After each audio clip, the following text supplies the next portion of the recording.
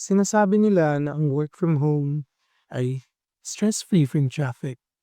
Trabaho lang sa bahay, trabaho sa laptop, kahit saan, pwedeng mag-travel. Pero nobody told me na iiyak ako sa banyo dahil sa stress from the client.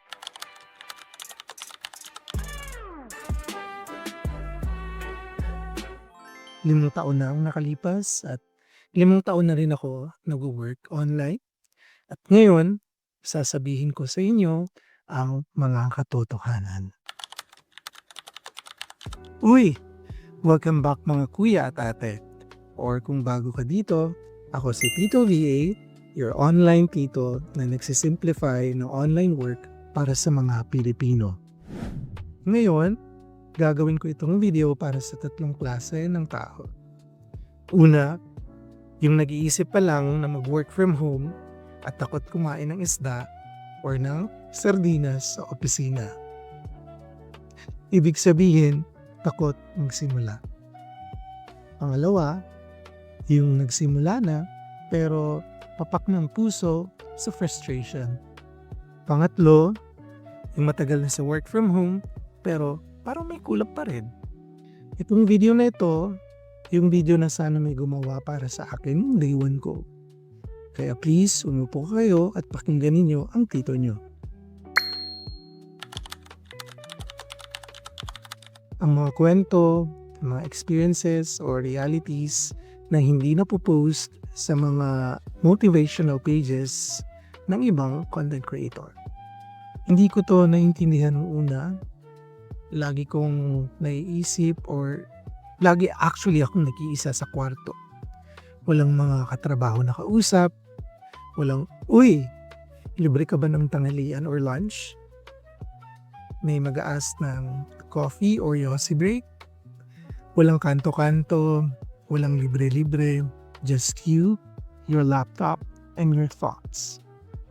At magsisimula ka ng mag-isip. Okay lang ba ako? Okay ba to? Okay lang ba talaga? And the answer is, normal lang yan. Hindi ka nag-iisa sa pagiging mag-isa. Pero I wish someone told me to prepare for that, lalo na dati. Isang buwan, jackpot. Susunod na buwan, halos walang laman ng Wise, PayPal, or GCash mo. At yung feeling na yun, grabe. Lalo na sa una. Kaya importanteng malaman nyo na ang income instability is real. Again, income instability is real. Hindi ito failure, ito ay actually part ng journey. At ang sagot, magkaroon ng emergency fund at diversified clients. Hindi yung iisa lang ang pinagkakaasahan mo or pinagkukunan mo ng sweldo.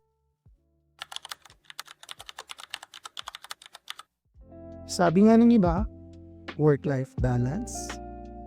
Work-life balance. But when your work is your home and your home is your work, paano? Naalala ko yung isang gabi na nag-check ako ng email ng client habang kumakain ng dinner kasama ang pamilya ko. And my mom said, nandito ka pero wala ka. Nandito ka pero wala ka. Yun ang nagpabago sa akin ng attitude sa work from home. May kliyente ka na ginagawa kang 24/7 available. Nagme-message ng 11 p.m. Gusto niya lang lagi kang on call. At dahil bago ka pa lang, tiniis mo. Dahil kailangan mo ng pera. At this is very important. Hindi mo trabaho ang maging alipin ng kahit na sino. Meron tayong mga hangganan. Meron tayong karapatang sabihin, hindi ito ang arrangement natin, boss. Okay?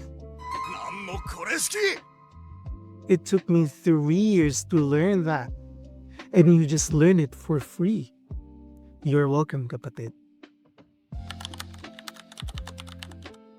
Pero, ito ang importante. Makinig kayo. Ang lahat ng yun, worth it pa rin. At hindi ko sinasabi na para mag-feeling maganda ang buhay natin. Sinasabi ko ito kasi totoo. At based sa experience ko. Naalala ko yung first time na nag-work ako sa isang coffee shop sa Davao. Laptop, aircon, iced or hot coffee, at yung client ko nasa USA. Sila nagtatrabaho, ako kumakain ng spaghetti. Wala kang boss na nagmamasid, walang timing machine, walang dress code. Freedom. Real, tangible freedom.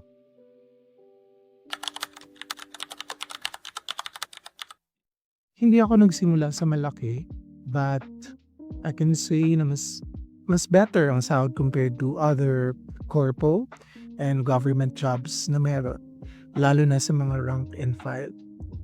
Pero sa tamang skills, tamang clients, and tamang mindset, lumaki ang kita ko.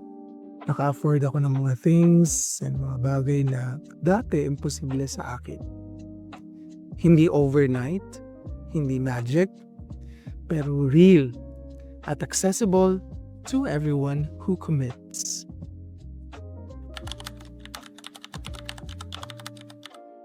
So work from home, forced kang mag-level up kasi walang mag-a-advance sa iyo kung hindi ka mag-a-advance sa sarili mo.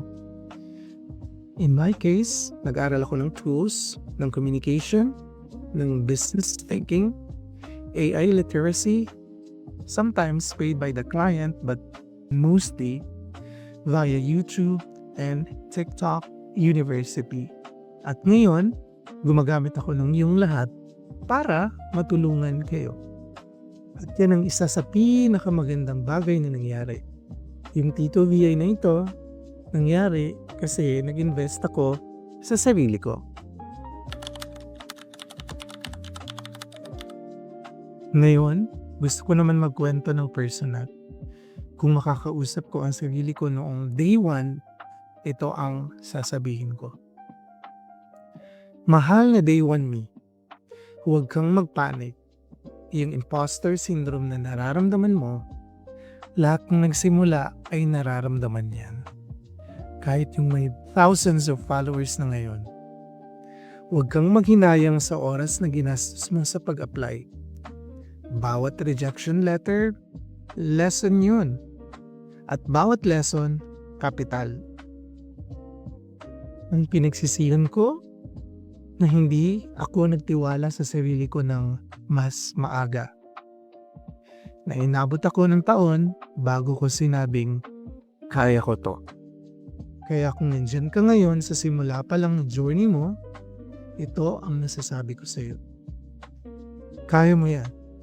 Hindi dahil madali, kung hindi dahil ikaw ay Pilipino. At tayo ay ginawa para sa mga challenges sa buhay. Okay, napa-emote si Tito VA. Sorry po.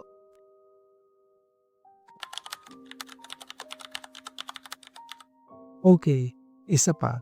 At ito ang hindi ko sana napalampas ng maaga. Ang community.